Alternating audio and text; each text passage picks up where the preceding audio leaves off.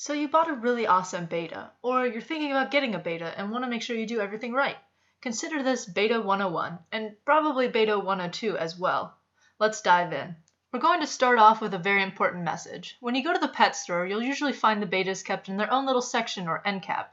This section will have all these awesome, beautiful bettas in their display cups, and a whole lot of supplies with Betta written on the labels. If there's one single takeaway from this video, it should be this.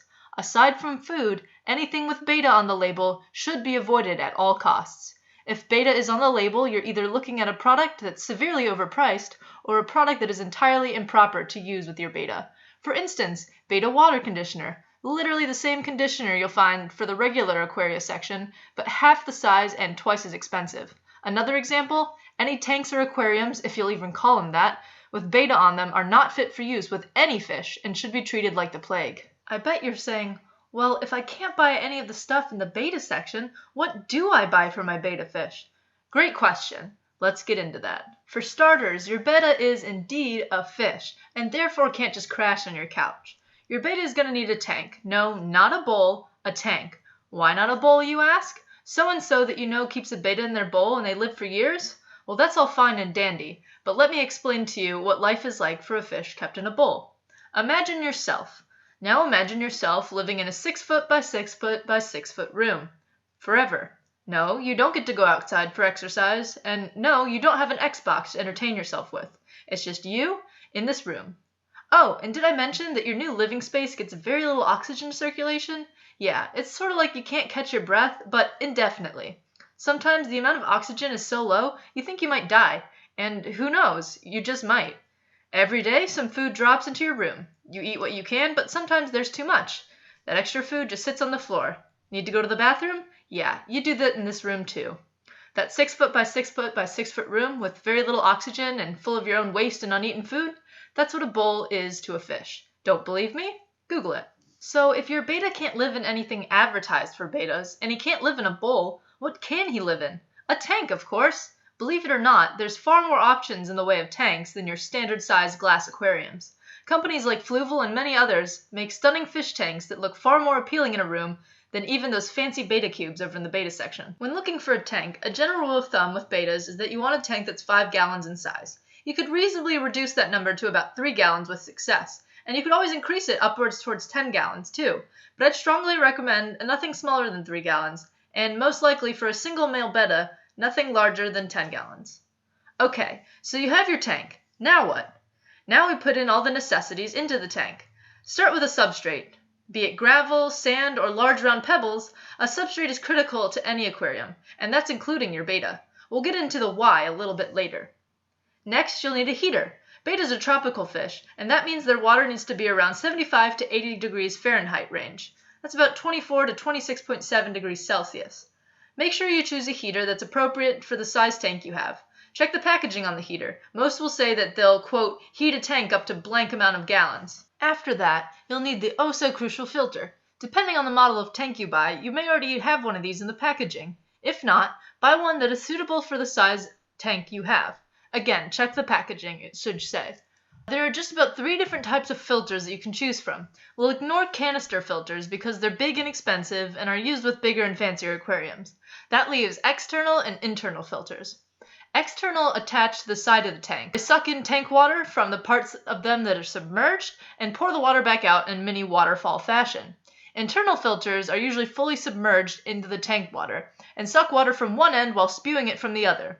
While both of these filter types fulfill the job of clearing the fish tank water of waste and contaminants and other unwanted bits and pieces, there is one very important fact to keep in mind when choosing your model.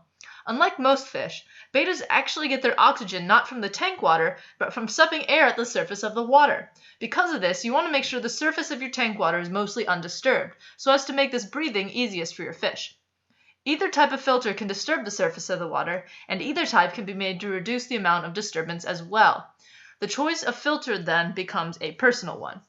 Next, you'll need some important chemicals. The most important is a water conditioner, which will magically turn tap water into fish-friendly water by removing heavy metals and chlorine from the water.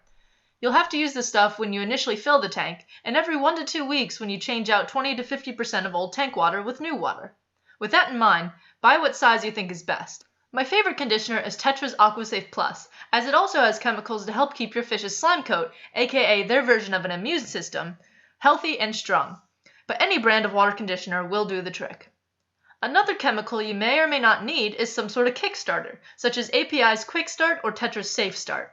Allow me to explain why this may be necessary. Fish tanks are able to sustain live fish by creating a little fully functioning ecosystem inside the tank.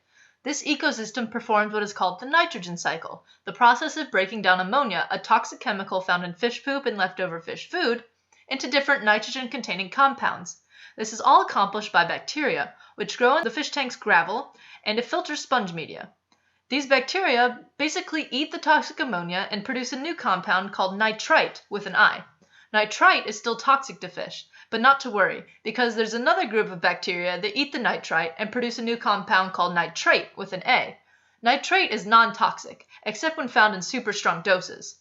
Not doing water changes and not cleaning waste out of the gravel will cause nitrate to climb to these high levels. When you start a new tank, there's no bacteria there to keep the water free of toxins that naturally build up in the tank.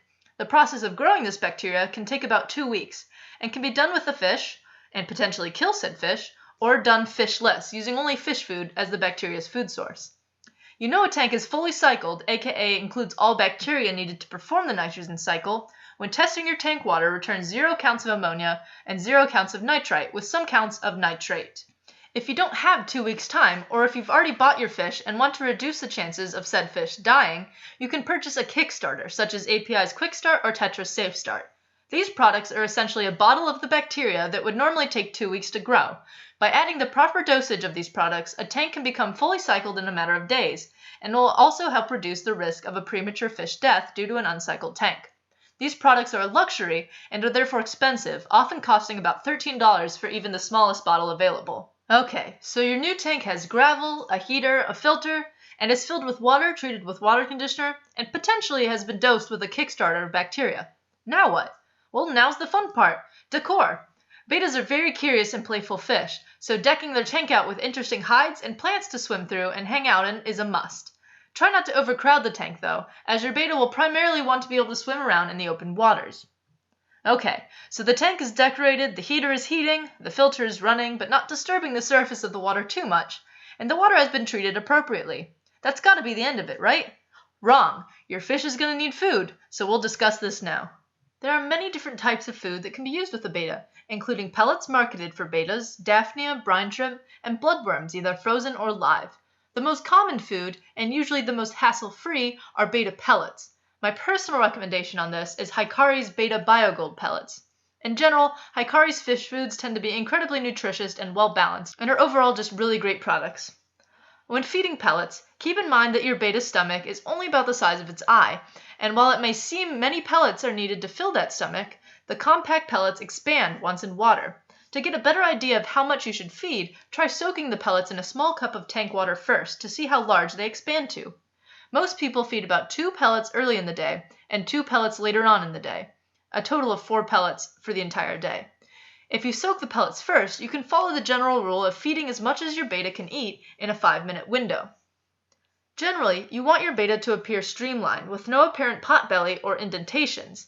If your betta seems a little on the pudgy side, feed him less. If he seems a little on the gaunt side, feed him a bit more. Just keep in mind that overfeeding your betta is the biggest threat your fish can face, as these fish are prone to constipation, as funny as that may sound. Briefly, I'm going to mention the sort of tank mates you can keep with your betta. First off, despite it being rather common knowledge, I feel obligated to mention that male bettas cannot live with other male bettas, and shouldn't be kept with females as well. The males will fight and kill one another, and even the victor in said battle is often wounded beyond saving. However, female bettas can be kept in groups, but only groups. 2 female bettas will end up as one betta beating on the other 24/7. If keeping females, you want to have at least 3 together, preferably 5 to 7. This allows them to establish a pecking order, and from there maintain harmony in the tank. While male bettas can't live with other males and they can't live with females, they can be kept with other fish, to a degree. Never put anything in your betta's tank that remotely resembles him, or he will fight it and probably kill it. This includes any fish with any sort of fancy fins. Also, don't keep any fish that tend to dart around the tank, as this fast motion will cause your betta constant stress. Shrimp are generally eaten if kept with bettas, but a large-sized shrimp may be able to coexist. Catfish and other non-aggressive bottom feeders make great tank mates to bettas. Just always be sure to read up on the sort of fish you want to put in with your betta to make sure there won't be any incidents. So we've covered housing, and we've covered food, and we've briefly mentioned tank mates. We've only got one last thing to discuss: different types of bettas. If you've already bought your betta, this may be useful in learning what type you've got. If not, this may help you make an informed decision on which betta is best for you. The most common of the betta tail varieties is the veil tail, as shown here. Another very popular type is the half moon, whose tail flares out to a full 180 degrees around the body. The quote-unquote perfected version of the half moon is called a rose tail, whose tail expands more than 100 degrees, and therefore folds in on itself to look like a rose. Bettas with full tails that don't quite reach 180 degrees are called deltas, and the best of these tails that reach upwards towards 160 degrees are called super deltas. Other common betta varieties include crown tail, whose tail ends up looking like a bunch of spikes, double tail, where the tail is split into two separate entities, the elephant ear, whose pectoral fins are large and fancy like miniature versions of their tail, and placket, which are the shorter-tailed versions of the other tail types, resulting in bettas that are much more active due to the lack of a heavy tail to drag around. Lastly, I have to mention dragon-scaled bettas, as they are becoming increasingly popular. This is not a type of tail, but rather a characteristic of the body scales that make them appear iridescent or shiny. Dragon scales can come in any of the tail types mentioned above, but will usually only be marked in stores solely with dragon scale as their type, and not with the type of tail that they have. That concludes this video on the basics of bettas and betta care. If you have any further questions, feel free to comment them down below, and I'll do my very best to get back to you in a timely manner. I hope you found this video to be helpful, and be sure to check out my other videos to see the bettas I keep and their different aquarium setups. And as always, thanks for watching, and remember to like and subscribe for more videos.